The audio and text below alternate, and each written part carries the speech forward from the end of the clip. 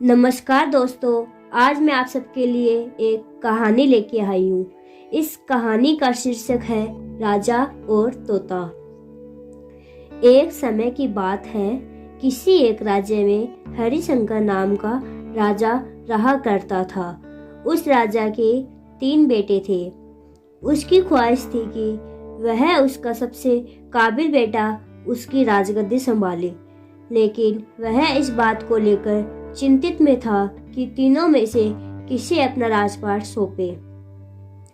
एक दिन राजा को एक तरकीब सूझी।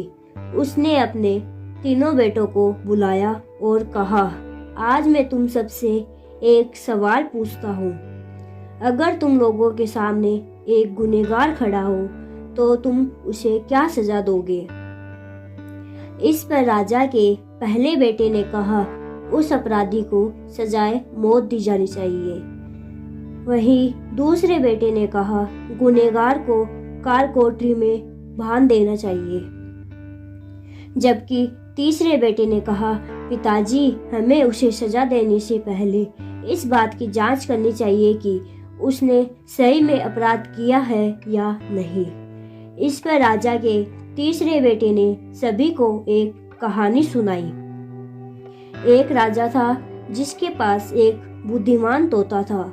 एक बार उस तोता ने महाराज से कहा, मुझे अपने माता पिता के पास जाना है। राजा ने उसकी बात नहीं मानी, लेकिन तोते ने भी हार नहीं मानी।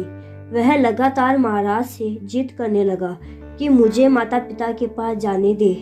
अंत में राजा ने तोते की बात मान ली और कहा, ठीक है, तुम अपने माता पिता के पास मिलकर आओ, लेकिन वहां ज्यादा दिन नहीं रुकना।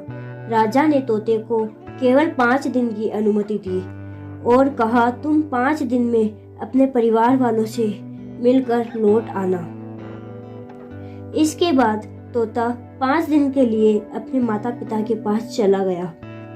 छठे दिन जब वह राजा के पास लौट रहा था तो उसने सोचा कि क्यों न महाराज के लिए कुछ उपहार ले लिया जाए। फिर वह पर्वत की ओर निकल पड़ा। दरअसल वह महाराज के लिए अमृत फल लेना चाहता था। वहां पहुंचते उसे रात हो गई। तोते ने पर्वत पर पहुंचकर फल तो ले लिए, लेकिन रात हो जाने के कारण वह आगे नहीं बढ़ा और वहीं रुक गया। उस रात जब तोता सो रहा था, तभी एक सांप वहां आया और उसने राजा के लिए गए फल को खाने लगा। सांप ने अमृत फल को खाए, इस कारण उन फल में जहर फैल गया। हालांकि तोते को इस बात की भनक तक नहीं थी। अगली सुबह जब वह जगा तो फल लेकर महल की ओर चल पड़ा। जब वह महल पहुंचा तो खुशी खुशी राजा के पास गया और कहा, महाराज, मैं आपके लिए यह अमृत फल लेके आया हूँ। आप इसे खाएंगे तो सदा के लिए अमर हो जाएंगे। यह सुनकर राजा काफी प्रसन्न हुए। उन्होंने तुरंत उस अमृत फल को खाने के लिए मांगा। इस पर एक मंत्री ने कहा, जरा रुकिए महाराज, आप इस फल को बिना जांच किए कैसे खा सकते हैं? एक बार यह देख लीजिए कि तोते द्वारा लाए गए यह अमृत फल सही है या नहीं। राजा उस मंत्री की बात से सहमत हुआ और कहा कि तुरंत इस फल को एक कुत्ते को खिलाया जाए। राजा के आदेश को पाकर सैनिक ने एक फल का टुकड़ा एक कुत्ते को खिलाया। फल खाते ही कुत्ते की मौत हो गई। यह देखकर राजा आग बबूला हो गए। उसने क्रोध में आकर तलवार से तोते के सिर को काट दी और साथ ही फल फेंकवा दिए। कुछ साल बाद ठीक उसी स्थान पर एक पौधा निकल आया। यह देखकर राजा को लगा कि यह उसी जहरीले पेड़ का पौधा है।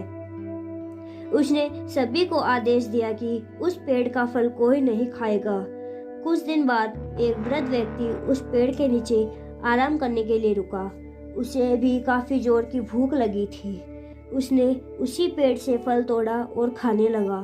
फल खाने के बाद वह बूढ़ा व्यक्ति एकदम से जवान हो गया। राजा ने यह देखा तो आश्चर्यचकित रह गया। उसे समझ नहीं आया कि वह फल जहरीला नहीं था। उसे बहुत बड़ी गलती हो गई। उसने बिना सच्चाई जाने तोते को मार दिया। इससे लेकर उसे काफ़ी पछतावा भी हुआ। इसके लिए वह मन ही मन बहुत दुखी हुआ। इधर तीसरे राजकुमार की कहानी खत्म होने के बाद राजा हरिशंकर ने उसे ही अपना उत्तराधिकारी नियुक्त किया। इसके बाद राज्य में जश्न मनाया गया।